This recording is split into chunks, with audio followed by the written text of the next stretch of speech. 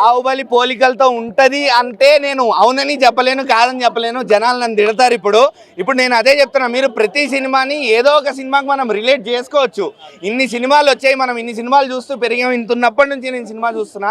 So ఇన్ని సినిమాలు అన్నాక, క్రిటిక్స్ అన్నాక మనం ఏదో ఒక సినిమాకి మనం రిలేట్ అయిపోతాం. సో అంత మాత్రాన బాహుబలిలా ఉంది, కేజీఎఫ్ లాగా ఉంది, ఆచార్య లాగా ఉంది, కొరటాల శివ తీసిందే మళ్ళా తీసాడు ఇలా అనుకోవడం వేస్ట్. ఈ స్టోరీకి తగ్గట్టు కొరటాల శివ గారు ఆయనకి తగ్గట్టు ఒక స్టోరీని రాసుకున్నారు. దానికి తగ్గట్టు మనకు ఒక ట్విస్ట్ ఇచ్చారు. సో ఆ ట్విస్ట్ అనేది రివీల్ చేసి బాహుబలిలా ఉంది అని చెప్పడం, అలా ఉంది అని చెప్పడం కరెక్ట్ కాదు.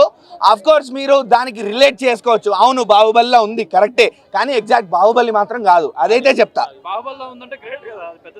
చాలా పెద్ద సినిమా అన్న, కానీ ఇక్కడ బాహుబలిలా ఉంది అంటే ఒక నెగిటివ్ రివ్యూ లాగా తీసుకుంటున్నారు జనాలు. దాన్ని కొంతమంది నెగిటివ్ గా తీసుకుంటారు, కొంతమంది పాజిటివ్ గా తీసుకుంటారు.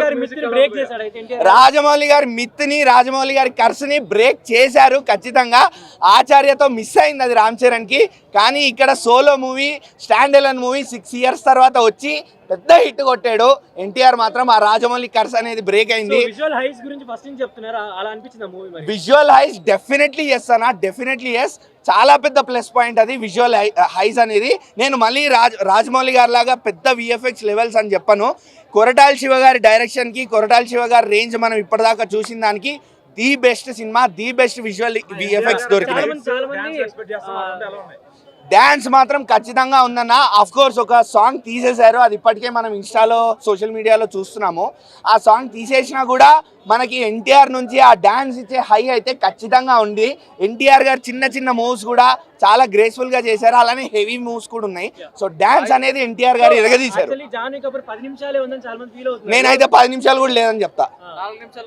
అంతే, 4 నిమిషాలు పాట కోసం వచ్చింది, వెళ్ళిపోయింది. ఓ 2-3 డైలాగులు, కుళ్ళు జోకులు వేసుకొని వెళ్ళిపోయింది అంతే. అదొక్కటి నాకు సినిమాలో నచ్చలేదు. ఎందుకంటే స్టార్టింగ్ నుంచి చెప్పారు జాన్వీర్ కపూర్ రోల్ చాలా ఇంపార్టెంట్ అని. నాకు ఎక్కడ ఇంపార్టెన్స్ కనిపించలేదు.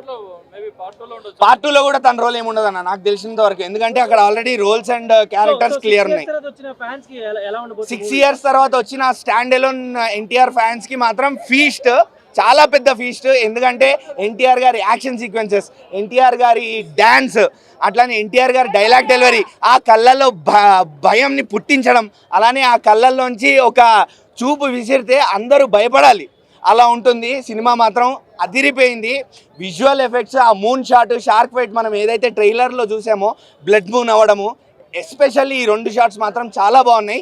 Pre interval fight scenes, pre climax fight scenes మూవీకి మాత్రం స్టాండ్ అవుట్ అవుతాయి, హైగా నిలిచిపోతాయి.